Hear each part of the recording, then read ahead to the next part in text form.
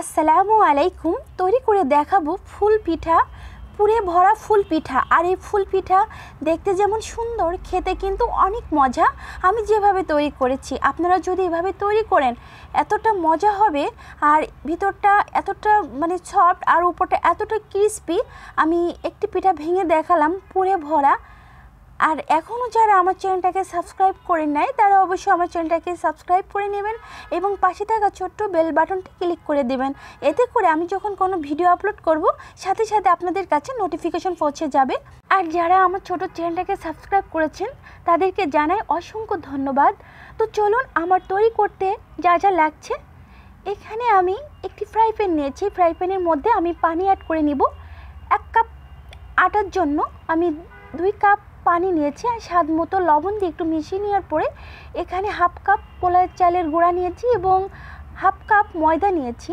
নিয়ে এখন নেড়ে চেড়ে ঢাকনাটা দিয়ে ঢেকে রেখে দেব সিদ্ধ হওয়া পর্যন্ত। পিঠাটা তৈরি করা কিন্তু অনেক সহজ, আপনারা যে কেউ তৈরি করে ফেলতে পারেন। যখন কাইটা সিদ্ধ হয়ে যাবে তখন আমি আবারও নেড়ে চেড়ে একটু হাতটা দিয়ে আমি চেক করে দেখছি যে কাইটা কতটা পারফেক্টভাবে সিদ্ধ হয়ে গেছে। এখন এদিকে একটি প্লেটে আমি কাই তুলে নিব। তো কাইটা রাখার পরে এদিকে আমি গুড় নিয়েছি। গুড়টা আমি ফ্রাই প্যানে দিয়ে দিব। আপনারা এখানে চিনি অ্যাড করলেও হবে। আর ভেজে রাখা সুজি নিয়েছি। নিয়ে আমি এখানে সামান্য পানি অ্যাড করে দেব। দিয়ে নেড়ে চেড়ে আমি একটি পুর তৈরি করে নিচ্ছি। আপনারা এখানে নারকেল কোড়াও দিতে পারেন। তো পুরটা রেডি হয়ে গেছে, এখন আমি তুলে নিচ্ছি।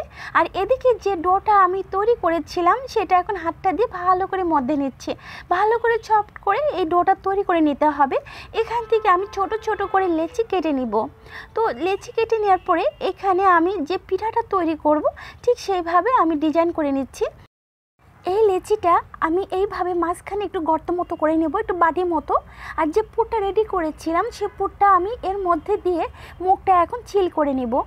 মুখটা ছিল করে নিয়ে আমি হাতের মধ্যে একটু গোল গোল করে নিব যাতে কোনো আঁকা বাঁকা না থাকে। নিয়ে এখন আমি চাপটা মতো করে নিচ্ছি।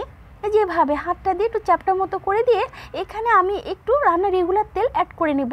আর এখানে আমি নিয়েছি টুথপিন। নিয়ে আমি এভাবে ফুল আকারে ডিজাইন করে নিচ্ছি।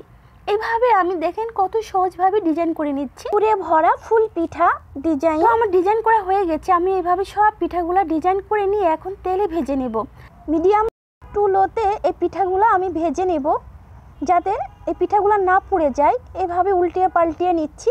ভেজে নেওয়ার পরে এখন উল্টিয়ে পাল্টিয়ে নেওয়ার পরে যখন পিঠাটা তৈরি হয়ে যাবে ভাজা ভাজা হবে তখন আমি পিঠাগুলো তুলে নেব একটি কিচেন টিস্যুর উপরে যাতে এক্সট্রা তেলটা থাকে সেটা টেনে নেয়। তো দেখেন কতটা সুন্দর হয়েছে আমার এই মুসমুসে এই পিঠা, ভিতরে পুরে ভরা। আর কতটা সুন্দর হয়েছে, কত সুন্দর পিঠাগুলা সূর্যমুখী ফুলের মতো। আশা করি আমার ভিডিওটি আপনাদের ভালো লেগেছে। ভালো লাগলে অবশ্যই আমার চ্যানেলটাকে সাবস্ক্রাইব করে নেবেন।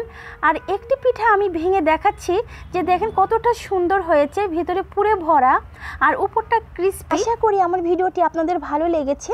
আল্লাহ হাফেজ। আসসালামু আলাইকুম।